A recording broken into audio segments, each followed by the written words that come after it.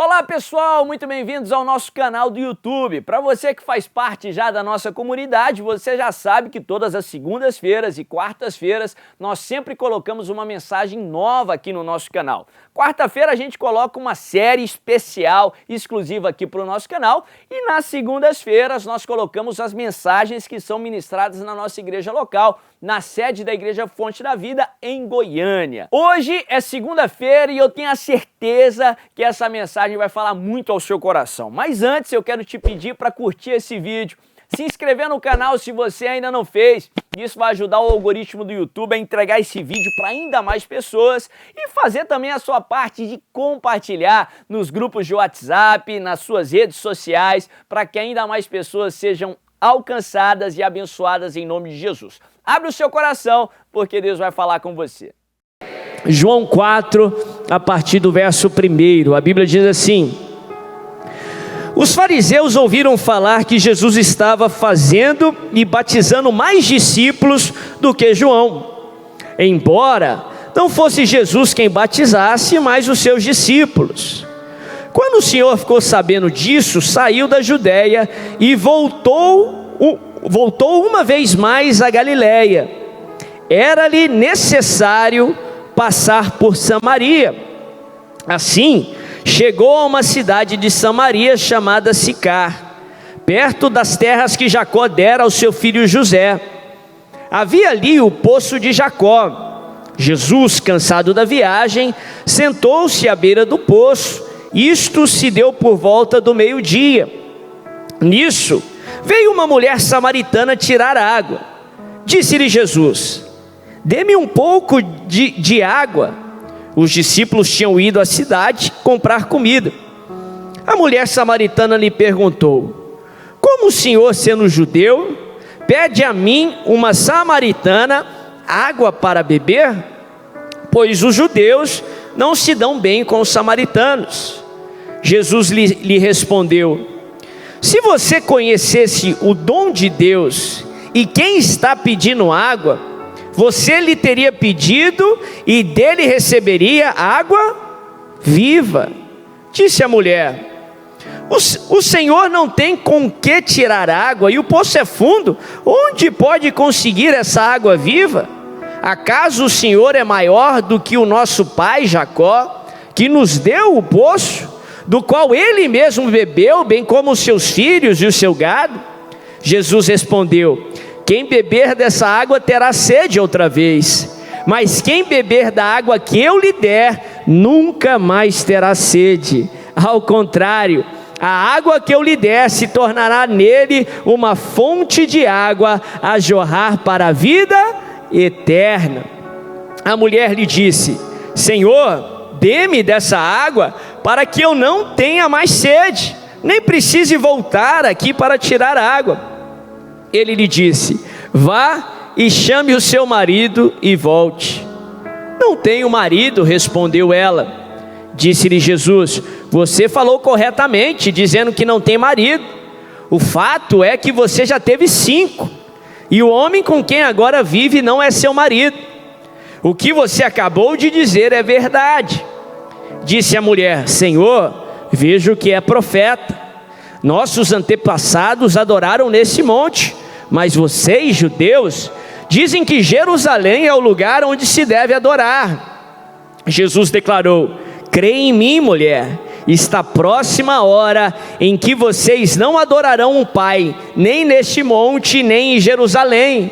Vocês, samaritanos, adoram o que não conhecem. Nós adoramos o que conhecemos, pois a salvação vem dos judeus. No entanto, está chegando a hora, e de fato já chegou, em que os verdadeiros adoradores adorarão o Pai em espírito e em verdade. São estes os adoradores que o Pai procura. Deus é espírito, e é necessário que os seus adoradores o adorem em espírito e em verdade. Disse a mulher: eu sei que o Messias, chamado Cristo, está para vir. Quando ele vier, explicará tudo para nós. Então Jesus declarou: eu sou o Messias, eu que estou falando com você. Naquele momento, os seus discípulos voltaram e ficaram surpresos ao encontrá-lo conversando com uma mulher. Mas ninguém perguntou: que queres saber, ou por que estás conversando com ela? Então, deixando o seu cântaro, a mulher voltou à cidade e disse ao povo: venham ver o homem que me disse tudo o que tenho feito.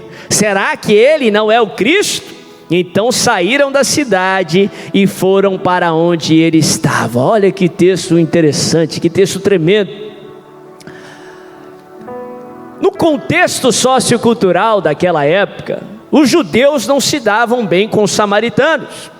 E era interessante isso, porque os samaritanos, eles habitavam no meio do território de Israel. E apesar dos próprios samaritanos se considerarem povo de Deus, se considerarem descendentes de Jacó, os judeus não o consideravam como tal. E por um outro lado, também os samaritanos desdenhavam dos judeus, também não consideravam o povo judeu. Se você se lembrar da geografia daquela época, da Israel ali do primeiro século, a nação de Israel era dividida em 3 grandes subdivisões. Mas ao sul ficava a região da Judéia, nessa região que ficava a cidade de Jerusalém. No meio do território ficava a sub-região de Samaria, a região dos samaritanos. E mais ao norte ficava a região da Galileia, aonde ficava o mar da Galileia. E era importante isso, porque de acordo com o povo judeu, de acordo com o Antigo Testamento, no qual os judeus acreditavam, haviam 3 grandes festas, na qual o povo de Israel, independente de onde eles habitavam, eles precisavam se deslocar a Jerusalém, porque eles criam que Jerusalém estava o templo ali de Jerusalém, aonde era o centro da fé. Era ali que eles deviam ir para adorar ao Senhor. Era ali que eles deviam ir para entregar as suas ofertas, os seus sacrifícios. Era ali que eles deviam ir para pedir perdão dos seus pecados. Era ali que era o centro da sua adoração. Se nós olharmos esse costume, esse mandamento que havia para o povo de Israel com a ótica do Novo Testamento, nós sabemos que o templo do Antigo Testamento era uma representação do Cristo que viria.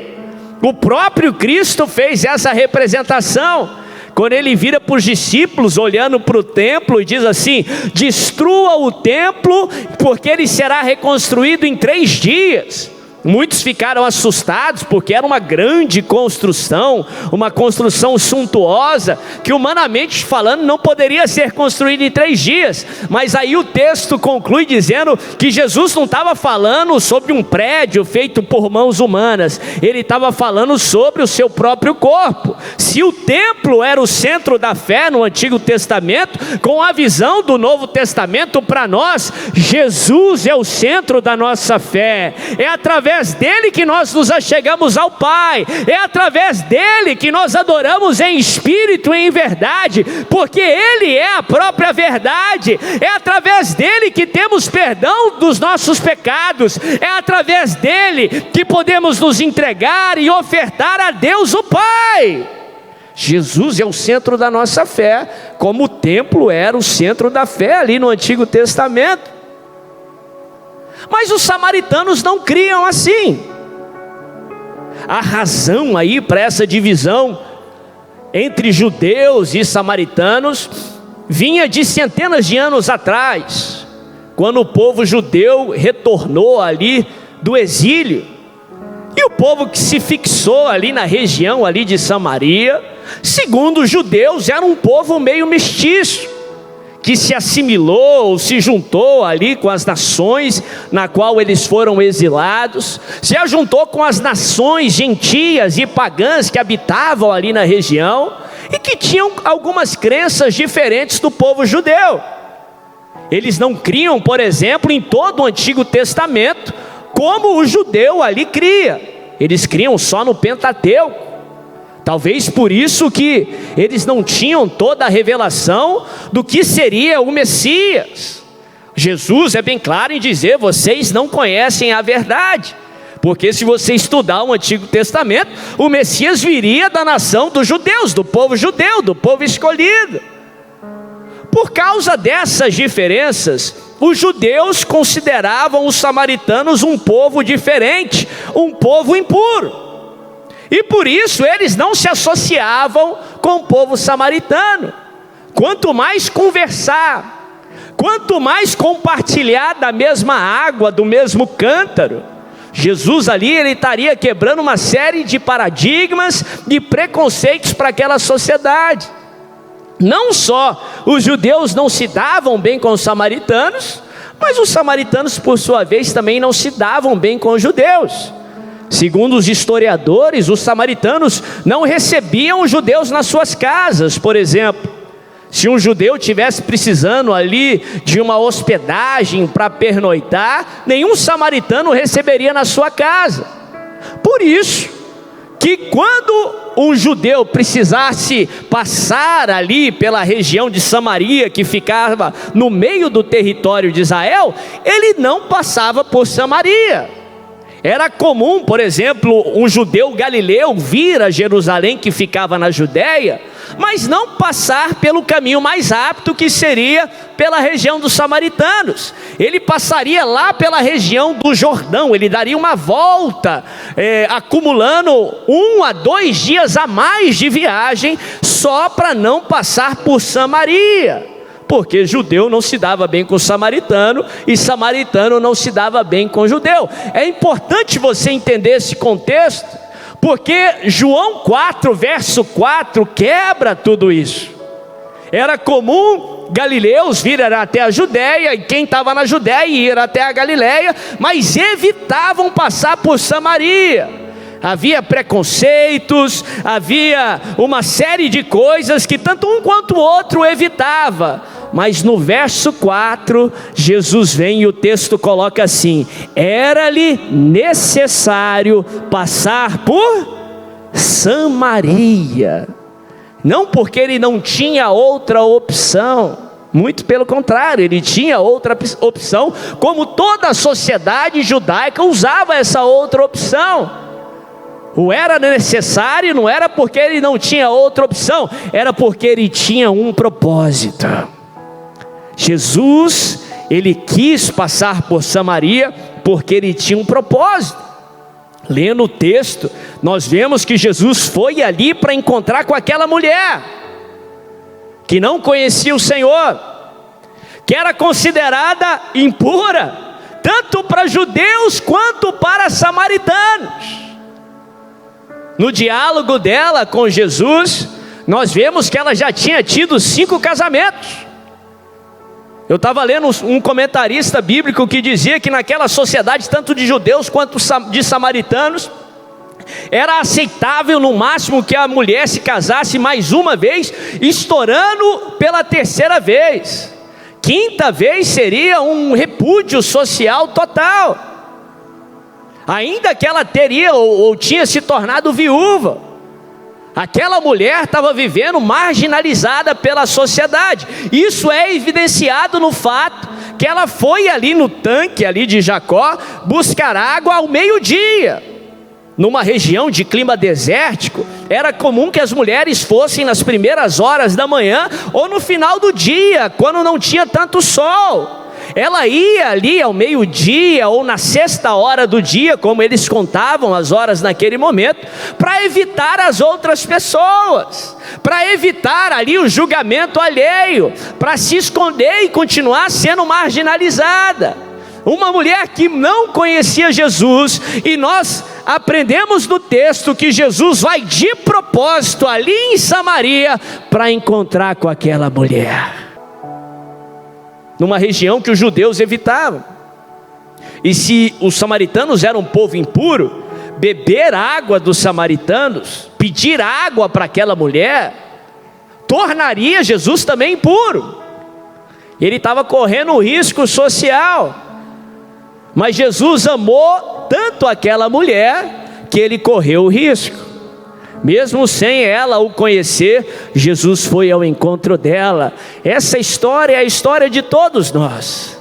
Porque mesmo antes de termos ciência que precisássemos do amor de Deus, que precisávamos do amor de Deus, Deus nos amou.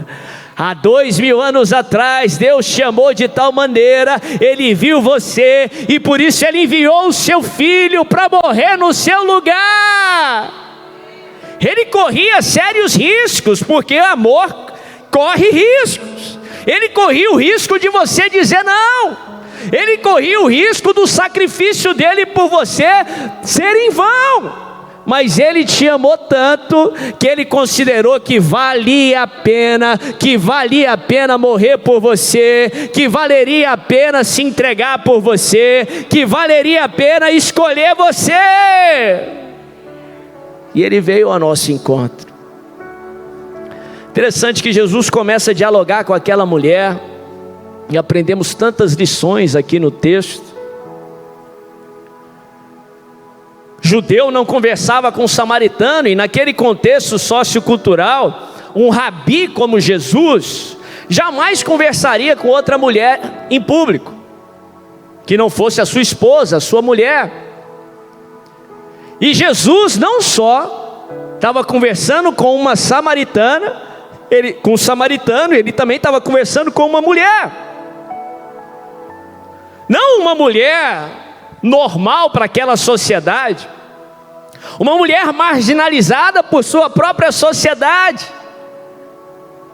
uma mulher também considerada impura, que estava amaziada de uma sexta pessoa, já tinha tido 5 maridos. Pensa na ótica dos discípulos.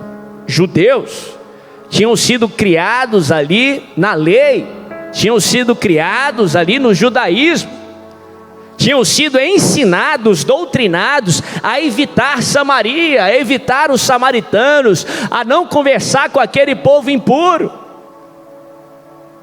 Eles decidem seguir a Jesus depois que Jesus os chama, e porque eles seguiam a Jesus, eles são conduzidos por aquele lugar que eles evitavam durante toda a sua vida. Eles enfrentam aquela circunstância extremamente desconfortável, que eles foram ensinados a evitar a todo custo. A Bíblia fala que não só isso, o texto mostra que eles vão até a cidade dos samaritanos procurar comida, algo extremamente ali, até repugnante ali para um judeu de carteirinha, daquele contexto sociocultural. E nesse meio tempo, Jesus senta ali e começa a conversar com aquela mulher, dá lições tremendas para aquela mulher. E a Bíblia fala que quando os discípulos voltam, eles voltam numa hora muito especial. Primeiro, eles quando voltam, não bastasse estar ali no meio de samaritanos, não bastasse procurar alimento ali no meio da cidade dos samaritanos, eles olham para o rabi, eles olham para Jesus e vê ele sentado conversando com uma mulher samaritana, algo extremamente incomum, chocante até para eles, de acordo com os seus preconceitos. Mas quando eles veem toda aquela situação desconfortável, eles se deparam com Jesus falando pela primeira vez a seguinte frase: eu sou o Messias, eu sou Cristo. A mulher estava falando para Jesus que quando o Messias viesse, o Messias lhe revelaria tudo, o ensinariam tudo, o que deveria ser ensinado. E naquela hora Jesus diz a ela, pela primeira vez que Jesus revela, ele não revelou isso, ele não tinha revelado isso até então no meio do povo judeu. Segundo os estudiosos, seria porque os samaritanos tinham uma perspectiva um pouco diferente do que seria o Messias. Eles não tinham um entendimento completo. Enquanto os judeus criam que o Messias seria um libertador, os samaritanos acreditavam que o Messias seria talvez um rabi, um mestre, que ensinaria alguns princípios. Talvez seja por isso que Jesus teve tranquilidade ali para se revelar. Mas a lição que eu tiro disso é a ótica dos discípulos. que no meio de uma situação extremamente desconfortável e até chocante, no meio de uma situação difícil, eles chegam e veem Jesus falar pela primeira vez: eu sou o Messias. No meio do calor do problema, que eles veem o Senhor revelando a sua identidade. No meio do olho do furacão, que eles veem Deus revelando quem Ele é. E nós aprendemos e nós vemos esse modo de agir do Senhor em várias outras circunstâncias da palavra de Deus. É no meio do problema que o nosso Deus se revela quem é. É no meio do problema, é no meio do desconforto, é no meio de Samaria, é no olho do furacão, que Deus vai revelar para você e através de você, que só Ele é Deus, que Ele é o teu Salvador, que Ele é quem te guarda, que Ele é quem te sara, que Ele tem um propósito para você e os seus planos não podem ser frustrados. A Bíblia fala que os discípulos estavam no meio daquela tempestade, pensando que iam sucumbir ali no meio do mar, pensando que era o fim. Na hora mais difícil da noite, a Bíblia fala que Jesus vem ao encontro deles, andando por sobre as águas, e eles veem aquela situação e não entendem direito do que se tratava, pensam que Jesus era algo ruim, que era um fantasma, e de repente Jesus revela-se a eles. Jesus diz assim: não tema, sou eu, não tenham medo. É no meio do problema que Jesus vai revelar para você, que Jesus vai revelar para a sua família, que Ele tem o controle sobre a tempestade, que Ele é o Criador dos céus e da terra, que Ele é o soberano Deus, e o seu agir ninguém pode impedir, que só o Senhor é Deus. Sadraque, Mesaque e Abidnego foram lançados numa fornalha ardente por Nabucodonosor. A fornalha ardia tanto que os soldados que levaram os 3 servos do Senhor para se queimar ali, eles morreram queimados. E a Bíblia fala que Nabucodonosor, o rei, ele fica inquieto durante uma noite inteira, que ele não queria lançar os 3 ali. E ele vai de manhã lá para conferir como que estavam os 3, ou se os 3 de fato tinham morrido. Não sei o que passava na mente de Nabucodonosor. E de repente, quando ele chega lá, ele percebe que haviam pessoas na fornalha, vivas na fornalha. Só que ele percebeu que não eram mais 3, mas agora eram 4, andando livremente ali na fornalha, sem se queimarem. E ele percebeu que a 4ª pessoa era diferente, ela tinha uma aparência de glória, ela tinha uma aparência diferente. Ele diz que ele tinha um aspecto de filho de Deus. Foi no meio da fornalha que Jesus revelou para Sadraque, Mesaque e Abidnego que eles não estavam sozinhos. É no meio dessa fornalha que você está passando, que o Espírito Santo vai mostrar para você que sempre esteve do seu lado, que não saiu de perto de você, que é por você e jamais contra você. Ele não só vai mostrar para você, mas vai mostrar também para aqueles que estão te perseguindo, vai mostrar também para os seus familiares, vai mostrar para todos que estão à sua volta, que tem o 4º homem do seu lado, que o Filho de Deus está com você, é por você, em nome de Jesus. É no meio da fornalha que Ele se revela.